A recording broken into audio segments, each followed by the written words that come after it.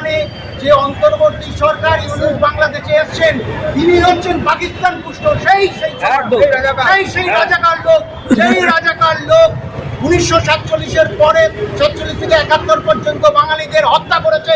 7 কোটি বাঙালিকে ওই দেশ থেকে বেড়ে তাড়িয়েছে এই বাংলা পশ্চিমবঙ্গে।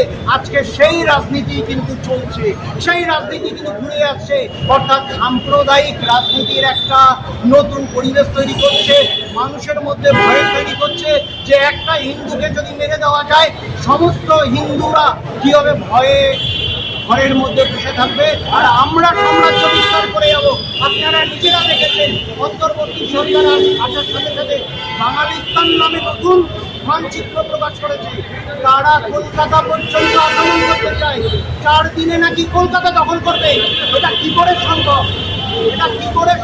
তার কারণ ইউনিসের পেছনে যদি পাকিস্তান এবং পাকিস্তানের আইএসআই গুপ্ত সংস্থা এরা যদি না থাকে, তার সঙ্গে বর্ডারের পার্শ্ববর্তী অঞ্চলে যে সমস্ত মৌলবাদী শিক্ষা, মৌলবাদী চিন্তা, মৌলবাদী দর্শন একের পর এক না ঘটে, তাহলে এই যে র্যাডিকালাইজ অর্থাৎ এক ধরনের সাম্রাজ্যবাদী ব্যাপার, এই ব্যাপারটা যদি না হয় তাহলে আমরা কিন্তু আস্তে আস্তে কী হবে, ঘরের পেছনে যাব, ঘরের ভেতরে লুকিয়ে থাকবো।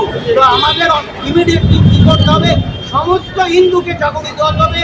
আমরা বাঙালির ছত্রছায়ায় এসে সমগ্র পৃথিবীব্যাপী বাঙালিদের আন্দোলন করতে হবে, আমাদের একজোট করতে হবে। কারণ যে স্বাধীনতা 1947 সালে নেতাজি সুভাষচন্দ্র বসু, অরবিন্দ ঘোষ, বিবেকানন্দ দেখেছিল পরাধীনতার গ্লানি, আমরা সেই পরাধীনতার গ্লানি সেই সময় যেমন ধ্বংস করেছি, এখন নতুন করে ধ্বংস করব।